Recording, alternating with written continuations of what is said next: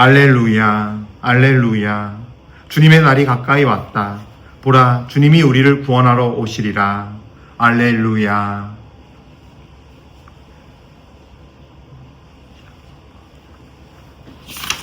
주님께서 여러분과 함께 또한 사제의 영과 함께 마테오가 전한 거룩한 복음입니다.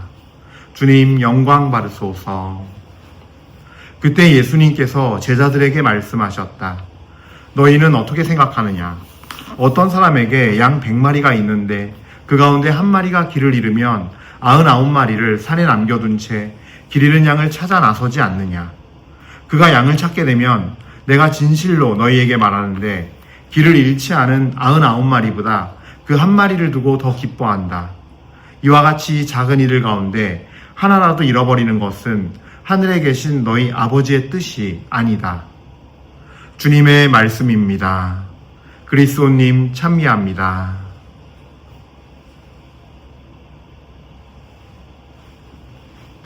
참미예수님, 은효 1830 교회 여러분들, 그래요. 오늘 이렇게 또 우리가 대림 2주를 또 맞이하고 있고, 이제 주님의 성탄이 좀 더 다가이 가까우고 있습니다. 그래요.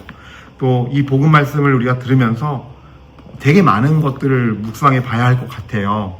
저는 이 복음 말씀 묵상하면서 오늘은 주님께서 저에게 좀 이렇게 비춰주셨다 그러나, 주님의 비추임이 있었던 게 18장, 오늘 마태복음 18장 12절부터 14절까지 말씀인데요.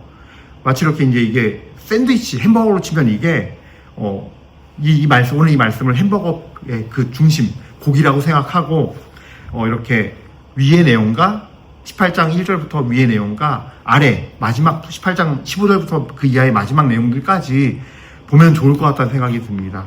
오늘 먼저 이 복음 말씀 함께 나누기 전에 우리에게 삶의 양식을, 영의 양식을 주시고 영적인 양식을 주시고 우리가 살 수 있도록 이렇게 영원한 생명의 길로 이 광야 여정을 인도하시는 우리 주님을 찬미하며 그분께 또 하루 주심에 감사드리면서 구원의 날을 함께 맞이할 수 있기를 같이 기원하도록 합시다. 주님의 이름을 찬미드립니다. 자, 오늘 복음 말씀은요, 이 다 잘 아는 복음이에요. 잃어버린 한 마리 양의 비유인데요. 사실 이 복음 말씀은 먼저 보면 이치에는 맞지 않아요. 그러니까 실제로 목자들이 양을 정말 목축업을 하는 목동들이나 목자들이 이렇게 양을 칠까요? 한 마리가 길을 잃었어요. 근데 그냥 99마리를 놓고서 그냥 간다? 뭐 어디 근처 간단히 찾아볼 수 있겠죠. 뭐 최소 시간으로 한 10분 15분 정도 그냥 두고서 아니면 양치견이 있으면 좀 믿고 안심하고 할 수 있겠지만 이렇게 99마리를 그냥 둔 채로 한 마리를 위해서 간다? 이거는 현실적으로는 맞지 않는 아마 비유인 것 같아요.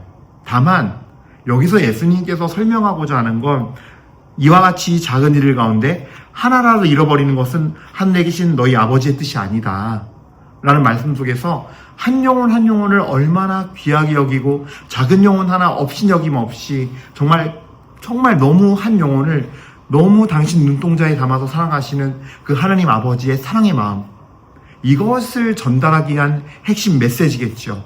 근데 여기서 우리가 전 좀 같이 묵상해야 할 게 있다고 생각해요. 뭐냐 하면 이 99마리를 사실 그렇게 그러니까 중심이 돼서 말씀하시진 않단 말이에요.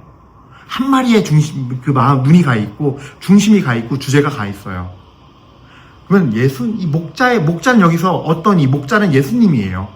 예수님이 찾으러 간다 그랬잖아요. 그러면 이 99마리는 어떤 존재이냐인데, 그걸 묵상하다 보니까 18장 전체를 이렇게 바라보게 되더라고요. 근데 18장 전체의 주제가 하나님 나라에서 가장 귀한 사람이 어떤 사람이냐라는 건데, 처음에는 5절까지는 어린아이 얘기가 나와요. 그래서 그냥 어린아이 얘기가 나오고 있는데, 중요한 거는 그 이후부터는 죄에 관한 문제, 죄를 짓지 말고 다른 이에게 죄질 유혹, 남을 죄짓게 한다거나 너희가 그 죄를 짓는 유혹에 빠지지 말아라 라는 이야기가 등장합니다. 그러면서 얘기의 주제가 18장 6절부터는 죄의 문제, 그 다음에 또 용서의 문제, 예, 회개와 죄의 용서에 관한 문제, 형제들을 어떻게 해야 하는가, 받아들이고 용서해야 하는가, 이런 문제들에 대한 이야기들이 나오는데 여기에 굉장히 중요한 99마리의 의미가 있지 않나라는 것을 묵상하게 되었어요. 자, 우리는 이런 어떤 의미로 바라봐야 돼요. 여기에 어떤 이 비유 안에는 현실과 맞지 않지만 중요한 영적인 어떤 진리의 법칙을 말씀하시는 거예요. 그러니까 한 마리가 길을 잃었다는 건 죄로 인해서 어둠으로 간 걸 의미한다면 나머지 99마리의 포지션은 예수님의 목자의 인도를 잘 받아서 잘 크는 방향에 서 있는, 잘 지내고 영적으로 건강히 지내는 방향에 서 있는 이 방향성의 문제예요. 예. 그러니까 영적인 상태죠. 방향성 상태. 예수님이 가서 양을 데려온다는 거는 그래서 우리가 그냥 아무것도 안 하고 있으면 돼가 아니라, 또는 우리는 가만히 그냥 기도만 하고 있으면 돼 의미가 아니라, 이 빛에 있는 우리가 어둠으로 유혹에 빠져서 죄의 어둠에 빠져서 방황하는 영혼에게 예수님이 어떻게, 우리의 목자이신 예수님이 어떻게 가서 그분의 선하신 그 목자의 사랑의 능력으로 그 양을 다시 안고 돌아오게 하는지에 관한 얘기예요. 어떻게 해야 하는가. 영적인 상태인 거예요. 그래서 방향인 거고. 예. 근데 이것이 곧 행동을 의미하는 건 아니에요. 그냥 앉아서 뭐 기도를 하면 된다거나 우리 그냥 기도만 하고 있으면 돼 라는 식의 어떤 해석을 해서는 안 된다는 거죠. 자, 근데 이 18장 12절과 14절 오늘 복음 말씀을 중심으로 해서 그 위의 말씀과 그 아래 말씀이 저는 묵상해 보고 알아야 할 내용이라는 마음이 왔어요. 예. 뭐냐면요, 바로 18장 6절부터인데요. 우리가 지녀야 할 마음 자세예요. 우리를 통해서 예수님의 선한 능력이 어떻게 상대방에게 전달돼서 상대방이 자신의 어둠에서 나와서 정말로 깨끗해지고 거룩해지게 되고 변화되는 영혼이 되는가에 관한 얘기인데, 이 18장 6절부터 11절까지 오늘 복음 말씀 위에 있는 내용은 우리의 마음과 영적으로 어떤 마음가짐과 상태가 되어야 되는가예요. 첫 번째는요, 예, 죄의 유혹을 물리치고 남도 죄짓게 하지 말라는 거예요. 단호히 죄를 끊고 사는 거룩함의 삶을 내가 살아야 한다는 거예요. 첫 번째 조건은. 예. 그리고 두 번째는요, 그러면 동시에 내가 죄 없고 깨끗하니까 나는 다른 사람보다 신앙이 나 하면서 다른 이들을 교만한 마음으로 무시하거나 없이 여기는 마음을 갖지 말라는 거죠. 물론 진정으로 깨끗해지고 하나님의 성품으로 거룩해진 사람들은 그렇게 교만한 마음을 갖지도 않아요, 사실은. 그러나 우리도 모르게 저 사람이 저 잘못했는데 하면서 저 사람들을 나도 모르게 내가 더 우월감을 갖는다거나 가르쳐야지 하는 마음으로, 예, 뭔가 우월의식이 갑자기 생겨버리고 내 마음에 나도 모르게 그대로 내가 저 사람보다 낫지, 내가 난 저러진 않아, 이런 마음이 나도 모르게 들어오면서 또 죄에 빠지게 되는 거거든요. 그러니까 작은 이들을 업신여기지 말라고 가르치세요. 10장과 11절의 말씀이에요, 그것이. 예. 그들도 하느님의 천사들이, 예, 그들의 천사들이 하늘에 계신 내 아버지 얼굴을 보고 있어 라고 말씀하세요. 사람은 잃어버린 것들을 구하러 왔단다 라고 말씀하시면서 이 작은 일 가운데 업신여기지 않도록 주의하여라 라고 우리에게 분명한 지침을 주십니다. 즉, 우리가 예수님의 선한 능력이 정말 지금 죄에 빠져 있고 어둠에 있는 헤매이고 방황하는 저 형제에게, 저 자매에게 내가 하나님의 선한 능력을 전해드리기 위해서 갖춰야 할 마음가짐이라는 거예요.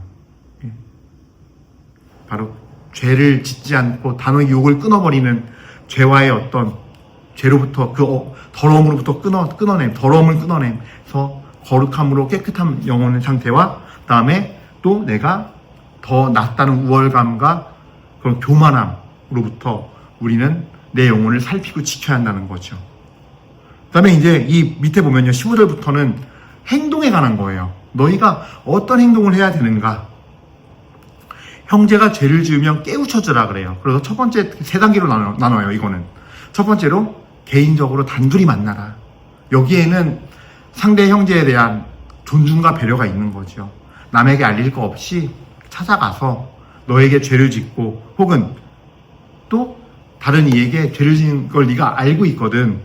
같은 직접적인 상황에 여기서 예수님 명확히 말씀하시죠. 네 형제가 너에게 죄를 짓거든. 그러니까 너가 너한테 죄를 져서 네가 상처받고 너가 그 불이익을 피해를 당했다면 단둘이 타일러라. 이게 첫 번째 단계예요. 근데 우리가 이 두 번째 단계 말씀드리고 마저 할게요. 근데 말을 듣지 않아요. 그럴 땐 한두 사람을 더 데리고 가서 모든 일을 둘이나 세 사람의 증인의 말로 확정 지으라는 그런 어떤 성경 말씀대로 더 데려가라는 거예요. 그래서 함께 얘기하라는 거예요.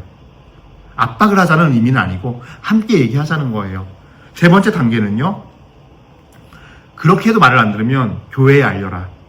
교회의 말도 듣지 않거든 그를 다른 민족이나 세리처럼 여겨라 라고 말씀하세요. 근데 우리가 여기서 주의할 게 있어요. 단계가 3단계인 거지 내가 1대1 사과도 얘기했어요. 안 받아들여요. 화가 나요. 그래? 나 말씀대로 한 번 했어. 성경 말씀대로 여러 명 몰고 가요. 여러 명 데리고 가요. 표현이. 그래서 나 진지하게 정말 진심을 다 얘기했어요. 근데 안 들어요. 너 두 번까지 해도 안 되네? 바로 3번. 그러니까 이런 식은 아니라는 거예요. 뭘 얘기하려는 거냐면 정말로 온유와 인내를 다해서 내가 처음 만나서 얘기했더니 말 안 들어요. 또 한 번 또 그 안에서 계속 나를 꺾는 여정이 있어야 돼요. 내가 이 사람에게 얘기하는 건 정말 이 형제가 안에 주님의 그 선한 복음의 힘이 예수님의 능력이 들어가서 이 형제가 본인의 눈을 뜨고 영적으로 눈을 뜨고 내 모습을 알고서 깨닫길 바라는 마음에서 인내와 온유를 가지고 끝까지 내 마음 안에 사랑의 마음을 잃지 않고 한 번, 두 번, 세 번, 여러 번 해야 한다는 거예요. 그냥 한 번 했으니까 1단계 끝. 또 두 번째 2단계에서 한 번 했으니까 3단계 넘어가. 난 단계를 밟았어. 이건 이런 의미가 아니라는 거예요. 마음의 중심이에요. 정말 그 형제를 업신여기지 않고 정말로 귀하게 여기기에 작은 일이라도 업신여기지 않고 귀하게 여기기에 지금 거기서 정말 안타까운 마음으로 거기 있으면 안 돼. 나와야 돼요. 라는 마음으로 그 형제 자매에게 사랑과 온유와 인내를 다해 다가가는 거. 그래서 여기서 말씀드리고 싶은 게 이 3단계 모두가 다 바로 내 마음 안에 사랑과 온유와 인내가 담겨 있어야 돼요. 내 마음을 지키는 게 1번이에요. 내 마음 상태가 깨끗하고 그 형제를 정말 업신여기지 않고 사랑하는 이 마음이 중심이 돼야 돼요. 그래서 너무 말을 안 들어요. 계속 딴소리하고 회피하고 아니면은 막 대적하고 정말 직접적으로 막 성을 내면서 그랬을 때 우리는 내 마음 상태가 쟤 안 되겠다 뭐 아니면은 어디서 그것도 하나 못하는 주제 그렇게 살지 않고 있는 주제 이런 마음으로 인해서 교만한 마음 우월의식 그리고 거기에 그 마음에서 기인되는 분노 무시 이런 감정이 내 안에서 조금이라도 올라오면요 그때는 멈추셔야 돼요. 인내해야 돼요. 오히려 그때는 내 영혼을 지켜야 될 때예요. 아무리 상대방이 그렇게 말한다고 해서 내가 정말 사실 옳지 않은 일, 죄를 볼 때 깨닫지 못하는 걸 볼 때 누구나 마음 안에 분노가 일어나요. 그리고 그런 분노가 있는 것은 사실 하나님의 씨앗이 있는 사람들인 거예요. 하나님의 그 사랑과 정의의 씨앗이. 근데 문제는 뭐냐 하면요. 그 안에 내 감정이 나의 어떤 인간적인 감정이 올라오는 거거든요. 그러니까 우린 그걸 다 의노라고 착각하는데 절대 그렇지가 않아요. 내 안에서 어떤 내 인간적인 감정, 혼적인 감정이라고 표현할게요. 그래서 그런 감정이 올라와서 막 내가 성경 말씀을 인용해서 막 이렇게 해서 때리고 싶어요. 그러니까 내 마음을 잘 살펴야 돼요. 이게 지금 내가 저 모습과 태도가 화가 나서 그러는 건지. 그래서 저는 화가 난다면은 하지 마시라고 말씀을 드려요. 단호하게. 왜냐면 상대 형제 자매에게 전혀 도움이 안 돼요. 이거는 저의 사제 생활을 통해서 제가 얻은 것 중에 하나예요. 아무리 좋은 말씀이어도 화가 난 상태에서 저 사람 형제에서 내가 우월의식을 갖고 저 형제 자매에 대해서 내가 더 교만한 마음을 갖고 훈계해야겠다, 고쳐야겠다는 마음으로 하잖아요. 마음에 이런 어떤 화나 무시하거나 아래로 보는 마음으로 하면요. 그 말씀은요. 전혀 예수님의 선한 능력이, 복음의 능력이 전해지지가 않아요. 예. 오히려 더 결과적으로 안 좋을 수도 있고, 안 좋게 되기도 하고. 그래서 말씀을 그렇게 드리는 거예요. 예. 일단, 예. 그래서 여러분들, 이 18장에서 형제가 죄를 지으면 깨우쳐주는 건 맞는데, 먼저 내 1번이 내 마음을 지키셔야 돼요. 그래서 내가 항상 영적으로, 이 영적인 상태가 죄를 끊고 거룩함의 자리에 있어야 되면서, 동시에 어떤 형제도 업신여기지 않아야 돼요. 예. 또, 그리고, 그러면서 또 중요한 지침이 있어요. 두 번째 중요한 지침은요, 깨우쳐주는 어떤 이 원칙을 지키셔야 되고, 두 번째는요, 19절, 20절이에요. 18장 19절, 20절 말씀인데, 함께 기도해야 돼요. 그러니까, 두세 사람이 마음 모아 기도하면은, 내가 거기 너희 함께 할게. 그러니까, 두세 사람이 무릎 꿇고 기도하는 것도 너무나 중요한 거예요. 왜냐면, 근데 많은 사람들은 기도하는 거는 행동하는 신앙이 아니라고 생각하거든요. 근데 기도해보신 분들은 알겠지만요, 기도를 하려면요, 벌써 마음으로부터 움직임이 있어야 돼요. 마음의 동사가 작용해요. 일단 내 바쁜 것들 좀 다 뒤로 밀어놓는 작업, 마음의 작업. 그러니까 마음의 움직임, 움직임이 있는 거예요. 근데 또 두 번째 동사는 뭐냐면요, 내가 주님 앞에 겸손한 마음을 지녀야 돼요. 겸손한 마음을 지니는 동사가 들어가요. 세 번째 액트는요, 진짜 무릎을 꿇거나 앉아서 고개 숙여야 돼요. 예수님 앞에. 그리고 많은 시간을 사용해야 돼요. 5분이든 10분이든 1시간이든. 예. 근데 이거를 함께 하라는 거예요. 사랑의 마음이 있으면 내 형제를 위해서, 예수님 앞에 그 형제를 위해서, 자매를 위해서 기도할 수밖에 없어요. 그리고 만나서 그냥 우리가 안타까운 마음에 얼마나 내 절친이나 내 주변 형제에게 막 안타까운 마음에 얘기를 하잖아요. 그런 마음으로 예수님께 얘기를 하고 아랠 수밖에 없어요. 함께. 나 혼자 독단적으로 하는 게 아니라 함께 정말 안타까운 마음에 사랑의 마음을 담아서 함께 기도해 주세요 하고 하면서 그 사람을 위한 중재자가 되는 거예요. 기도해주고 그 영혼을 돌봐달라고, 그 어둠에서 정말 건져달라고, 당신의 말씀을 알아듣게 해달라고, 그 당신의 복음의 능력이 그 형제 자매에게 전해지게 해달라고, 그러면서 어둠에서 빛으로 오라고, 당신의 품에 안겨 오라고 기도하게 되는 거죠. 예. 자, 그래서 이렇게 두 번째 단계는 기도하라는 거고, 세 번째 단계는요, 제가 진짜 하고 싶었던, 아까 했던 얘기긴 하지만, 예, 이게 정리가 된 말씀이에요.